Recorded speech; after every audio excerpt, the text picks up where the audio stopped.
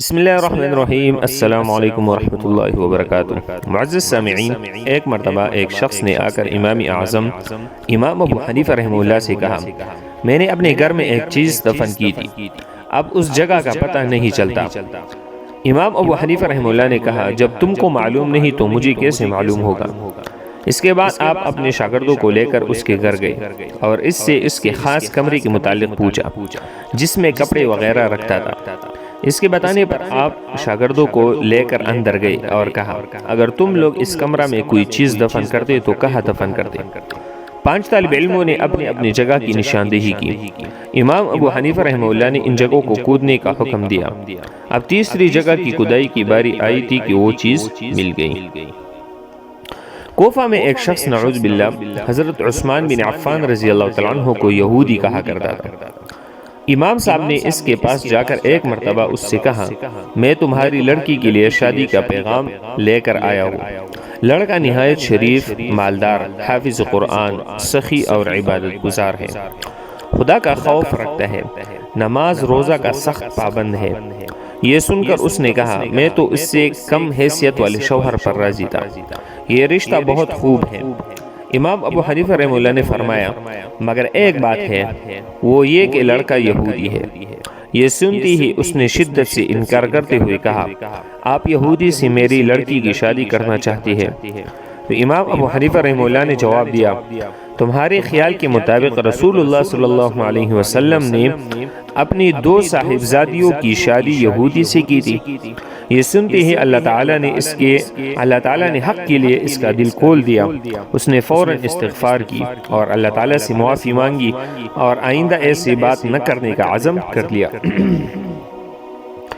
امام ابو حنیفہ رحمہ اللہ کی عادت مبارکہ یہ تھی کہ اگر کسی مسئلہ میں کوئی اشکال ہو جاتا اور وہ حل نہ ہوتا تو اپنے اصحاب سے فرماتے، یہ کسی گناہ کی وجہ سے ہے جو مجھ سے سرزد ہوا۔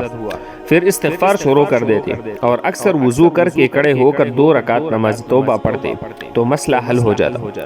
تو فرماتے، یہ ایک درجہ کی بشارت ہے، مجھے امید ہوتی ہے کہ توبہ قبول ہو گئی اور مسئلہ سمجھ میں آ گیا۔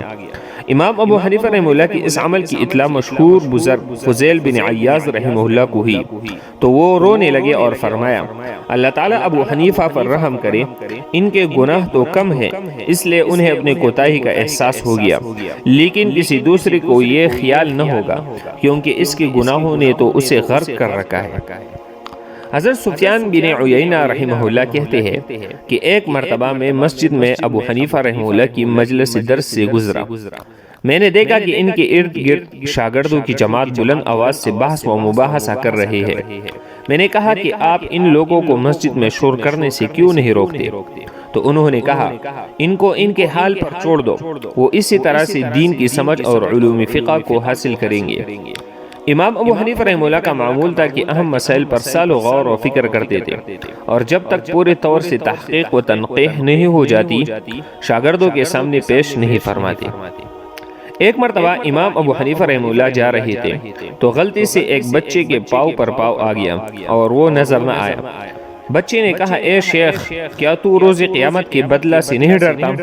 تو امام صاحب پر غشی طاری ہو گئی۔ جب افاقہ ہوا تو آپ سے کہا گیا کہ اس جملہ کا اتنا اثر؟ فرمایا، مجھے ڈر ہے کہ من جانب اللہ اس بچے کے دل میں یہ جملہ ڈالا گیا ہے۔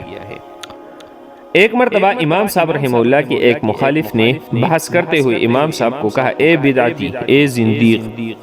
تو امام صاحب نے فرمایا، اللہ تعالیٰ تیری مغفرت فرمائے، اللہ جانتا ہے کہ تم نے غلط کہا۔ اللہ تعالیٰ کو پہچاننے کے بعد اب مجھے کسی کی پرواہ نہیں، ہاں اس سے معافی کا خواستگار ہوں اور اس کے عذاب سے ڈرتا ہوں۔ اس شخص نے کہا، آپ مجھے معاف کر دیجئے۔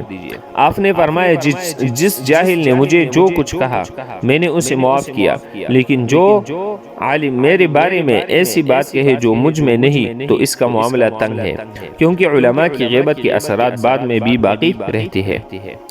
ایک مرتبہ امام ابو حنیفہ رحمہ اللہ سے پوچھا گیا، علقمہ افضل تھے یا اسود؟ آپ نے فرمایا، اللہ کی قسم میں تو اپنے کو اس قابل بھی نہیں سمجھتا کہ ان کے لیے دعا و استغفار کے علاوہ ان کا نام اپنی زبان پر لاؤ، میں ان کے درمیان کیا ترجیح دے سکتا ہوں؟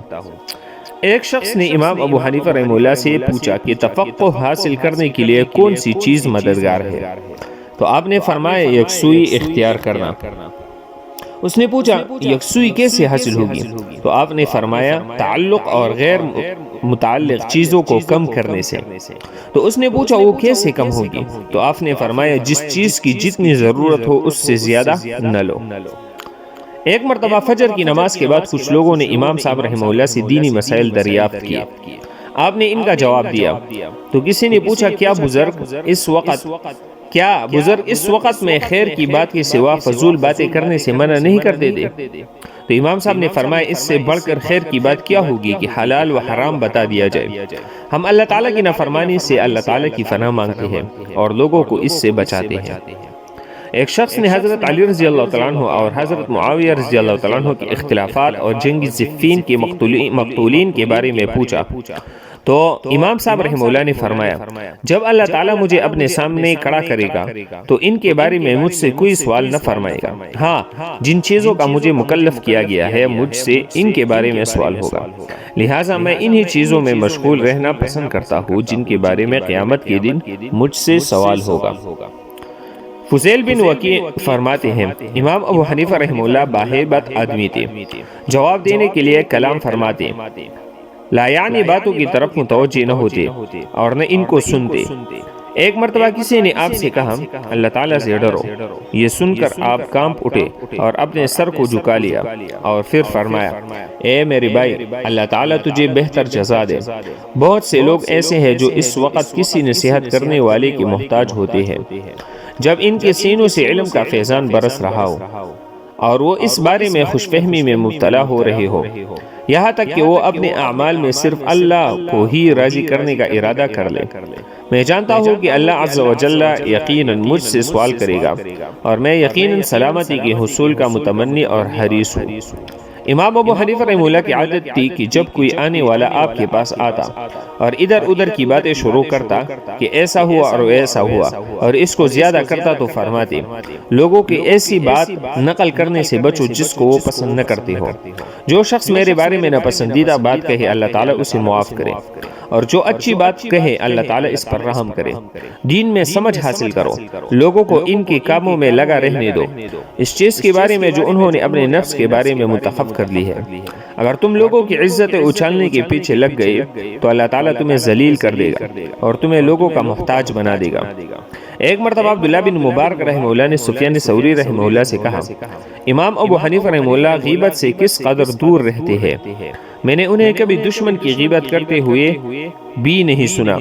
تو سفیان ثوری رحمہ اللہ فرمانے لگے وہ عقل مند ہے، یہ نہیں چاہتے کہ اپنی نیکیوں پر ایسی چیز کو مسلط کرے جو انہیں ضائع کر دے۔ زمیرہ رحمہ اللہ فرماتی ہے اس بارے میں کسی کا اختلاف نہیں کہ امام ابو حنیفہ رحمہ اللہ مستقیم اللسان تھے، آپ نے کبھی کسی کو برائی کے ساتھ یاد نہ کیا۔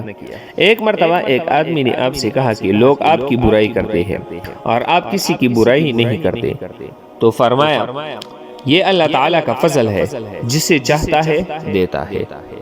معزز سامعین، اگر آج کی ویڈیو آپ کو پسند آئے تو ویڈیو کو لائک کریں اور چینل کو سبسکرائب کریں اور بیل آئیکن کو ضرور کلک کریں تاکہ جب بھی ہم اسی طرح نئی ویڈیو اپلوڈ کریں تو سب سے پہلے نوٹیفیکیشن آپ تک پہنچ جائیں، اور کیمنٹ میں ایک پیارا سا جملہ ضرور لکھ دیا کریں تاکہ ہماری بھی حوصلہ افزائی ہو جائے کہ ہم ایک اچھا کام کر رہے ہیں۔ تو اگلی ویڈیو کے لیے اجازت دیجیے، اللہ حافظ۔